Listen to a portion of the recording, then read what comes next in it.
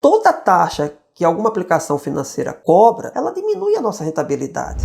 Olá, esse é mais um vídeo do nosso canal Finanças Agradáveis. E como eu havia prometido lá no primeiro vídeo sobre os 6 passos para o equilíbrio financeiro, que lá eu dei uma introdução, hoje eu vou falar de um desses passos, que é sobre a importância de poupar. E onde poupar? Onde aplicar o dinheiro? Ou onde investir, como os bancos costumam chamar?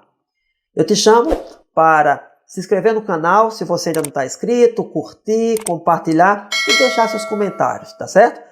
Esse canal é feito para você e para a sociedade. Então, quanto mais você puder compartilhar, mais educação, maior volume, de educação financeira, de informações, de dicas para contribuir com a sociedade.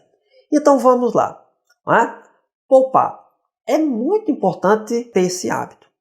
As pessoas gostam muito de consumir. Consumir é muito gostoso. A gente consome porque está alegre, tem gente que consome porque está triste. Mas tão bom quanto isso, consumir, é olhar, pegar aqui, gosto muito da calculadora, pegar aqui, olhar aqui, fazer as continhas, olhar o extrato, conferir e ter o dinheiro lá no banco, e ter o dinheiro rendendo. Então é muito importante ter esse hábito de poupar. Quem já tem, continue e amplie. Quem ainda não tem, comece com pouco. Que aí quando você perceber o benefício que é de juntar o dinheiro, ter uma reserva de emergência, uma reserva para aproveitar a oportunidade, e para os objetivos futuros, você vai ver como que é saboroso esse hábito. E agora, muitas pessoas me perguntam, aonde eu coloco o dinheiro? Aqui não está ganhando nada, ali não está, quais são os custos? Hoje à tarde mesmo, eu recebi no WhatsApp uma pergunta de um grande amigo meu, que o sogro dele vai migrar uma aplicação. Ele fez uma aplicação numa previdência privada, que eu não recomendo, depois eu vou falar por quê, e eu sugeri que ele mudasse para um CDB, de acordo com os objetivos dele. E aí, o gerente do banco falou que ele teria que pagar umas taxas. E aí eu perguntei para ele, que taxas são essas para eu poder orientar? Ele ainda não me respondeu até a gravação. Mas eu acredito que deve ser o seguinte, ele vai resgatar, então ele deve ter que pagar lá, no resgate, um imposto de renda, talvez tenha uma taxa de saída, e aí ele vai me passar e eu vou analisar. Então, muitas pessoas me perguntam cotidianamente, aonde que eu posso colocar o dinheiro? É muito importante o seguinte, quando a gente vai a uma agência bancária e a gente pede uma informação, nem sempre o que é oferecido para mim, para você, é o melhor. Em geral, é o melhor para o banco. Então, como eu já havia falado no vídeo anterior, nada de título de capitalização. Decorem isso, vou até colocar, o Tiago vai colocar aqui, título de capitalização, viu, Tiago? Coloca aqui CAP, é do capeta, esse demôniozinho aqui do lado que aparece, tá certo? Então, fuja de título de capitalização, tá certo? Isso não é aplicação financeira, nem consórcio, tá certo? Consórcio também não é aplicação financeira, tá certo? Então, assim como esse meu amigo me perguntou, a minha prima outro dia também me perguntou. E aí, eu consigo juntar um dinheiro no consórcio? Eu falei, não, consórcio não é aplicação financeira, não é? Consórcio é uma opção para quem não pode pagar a taxa de juros mais alta do financiamento, porque no consórcio não tem taxa de juros, mas tem taxa de administração. Então é importante até olhar se a taxa de administração não é mais cara do que a taxa de juros. Em geral, não é. Mas tem que olhar. E tem que ter paciência, porque você vai comprar o produto, você pode ser sorteado agora, como pode ser sorteado no final. E aí? Você tem que saber se vai precisar agora ou não. E observar a idoneidade da empresa. Então, o consórcio é para fazer uma compra, não é para juntar dinheiro. Outra coisa que eu costumo observar também, até antes de falar das aplicações financeiras, as pessoas às vezes juntam lá no trabalho, na família, e todo mundo coloca lá R$10. Aí tem lá 20 pessoas, então dá R$200 por mês. Aí cada um é sorteado. Gente, isso é extremamente irracional. Por quê? Não rende nada. Então, são práticas que não são legais. Então, quando você for a um banco, muito cuidado com o que te oferecem, tá certo? Nem sempre é o melhor para você. Eu costumo dizer, que o gerente é amigo do banco. Nenhum gerente vai ficar com raiva de mim, não. Ele está trabalhando e tal. Mas eu costumo brincar isso, porque ele está lá para bater as metas, tudo. Então, na dúvida, é sempre bom procurar uma pessoa de confiança, uma pessoa isenta para te orientar. Então, eu tenho procurado atender tirar essas dúvidas. E aí eu falo, olha, escreve aqui, se você pode deixar sua pergunta aqui embaixo, que eu vou tirar a sua dúvida uma por uma. Aonde investir, o quanto, o que cobra, tá certo? Você vai curtir, compartilhar e escrever aqui, tá certo? Agora, o que eu recomendo para as pessoas? Caderneta de poupança pode ser uma aplicação financeira muito melhor do que você comprar um título de capitalização do que deixar o dinheiro parado no cofre. Ela rende pouco, mas em geral as aplicações financeiras elas estão rendendo pouco, porque elas são parametrizadas, né? Elas são relacionadas com a Selic, e a Selic está mais baixa. E que bom, porque para a economia isso é bom, o crédito fica mais barato para movimentar a economia. Então, caderneta de poupança paga quando a Selic, que é a taxa básica de juros, escreve aí, Tiago, Selic, ela hoje está a 2% ao ano. E aí a caderneta de poupança, viu, Tiago, tá 70% da Selic, que em 2% vai dar 1,4% ao ano. Então, tá pagando pouco, tá? E aí o que acontece? Se a gente tiver uma inflação maior do que isso, significa que o nosso dinheiro vai perder o poder de compra. Mas é melhor estar lá no banco do que estar em casa, no cofrinho, ou do que comprar qualquer coisa que eu chamo de desaplicação financeira, que eu não recomendo. E aí, agora, a gente pode também buscar outras aplicações. A caderneta de poupança ela pode abrir em qualquer banco, não precisa de conta corrente, não tem tarifa de manutenção. E o que acontece? Você só tem que ficar atento que, em geral, os bancos autorizam 2 saques por mês gratuitos. Sacar o terceiro, paga. Mas como eu digo, sacar caderneta de poupança é feito para poupar e não para sacar. Agora vamos procurar outras aplicações um pouco melhores. Eu gosto muito do CDB, é um certificado de depósito bancário. Não tem taxa de administração, não é? E aí o que acontece? É muito prático de aplicar.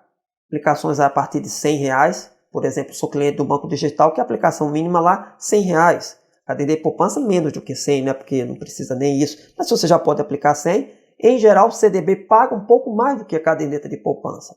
Tá certo? Eu estou falando do CDB pós-fixado que acompanha aí a taxa Selic. Eu também gosto muito de LCI e LCA. LCI, letra de crédito imobiliário. LCA, letra de crédito agronegócio.